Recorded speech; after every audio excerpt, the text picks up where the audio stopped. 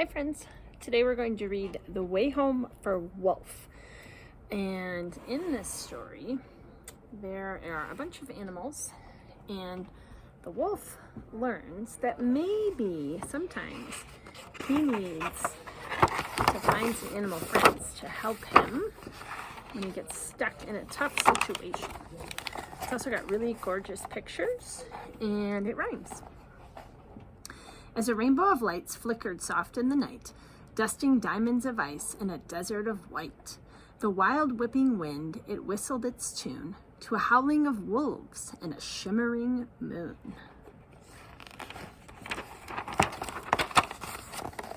And the loudest "woo" in this echoing song was a wolfling called Wilf at the heart of the throng. He loved to be fierce and longed to be grown. He liked to try everything all on his own. "Look at me, I'm big, I'm tough," he would growl, while he showed off his strength and practiced his prowl.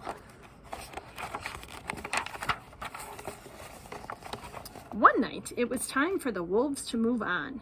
New folks had moved in, and their shelter was gone. So they left right away to find a new cave. They would have to walk far, and they'd have to be brave. "Let's go," shouted Wilf. "I am ready to lead." "You're too small," laughed the wolves. "It's an elder we need." One day, they advised, "You will guide from the front." "I suppose," muttered Wilf, with a huff and a grunt.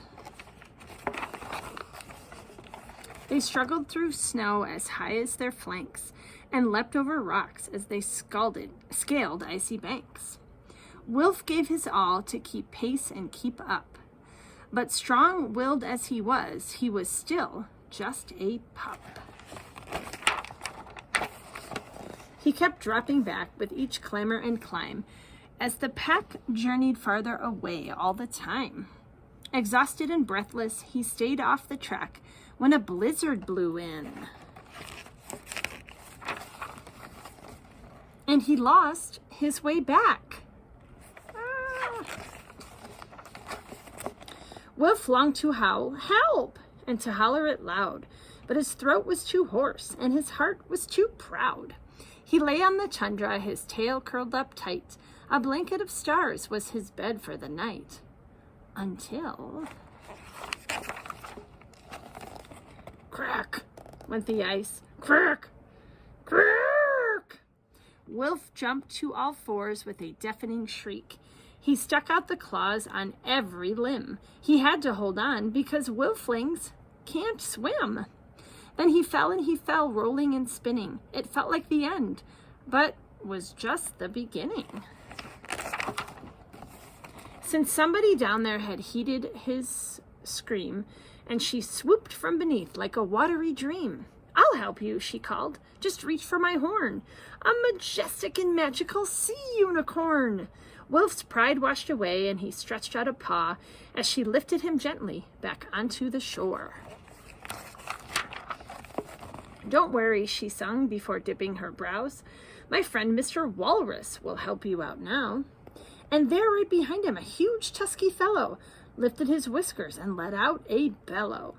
"To the ridge," he proclaimed with his chin in the air. "My friend Mighty Muskox will take you from there." And with waftings of fish and a very loud snort, their journey was made and their travel seemed short. And there, sure enough, on the ridge was the ox, who took Wilf as far as his friend Arctic Fox, who followed his nose through the trees to a goose, who guided him honking to this ancient moose. The moose knew these wilds like no other soul. He was steady and true in pursuit of their goal. And as twilight closed in, Moose sang out a call to a fluttering, tiny fluff ball. A bear moth who showed Wilf the rest of the way to the place where this wolfling most wanted to stay. "Thank you," Wilf waved as he rejoined his pack, and the wolves howled with joy that their wolfling was back. They huddled him in and cuddled him close and fussed over which wolf had missed him the most. Wilf, he knew then that when all came together, the darkest of times are easy to weather. So he bowed to the narwhal, ox, walrus, and goose, and vowed to the fox and the moth and the moose.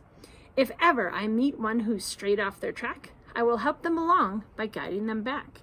And true to his word, Wilf is different now, and his world seems much smaller and warmer somehow. Since wherever life takes you, wherever you roam, we're all just a handful of friendships from home. The end. So, friends, in that book, in the beginning, the little Wilfie thought he could do everything on his own. He thought he could be super brave and he didn't need anybody to help him. But it turns out he needed a lot of different animals to help him. So I'm wondering today in the comments if you want to share a time where you were doing something and all of a sudden you realized, wow, I really can't do this by myself. I need to ask for some help, which is totally okay. A lot of times we need other people to help us do things that are really hard. So maybe see if you can share a time when that happened to you. All right, we'll see you tomorrow. Bye.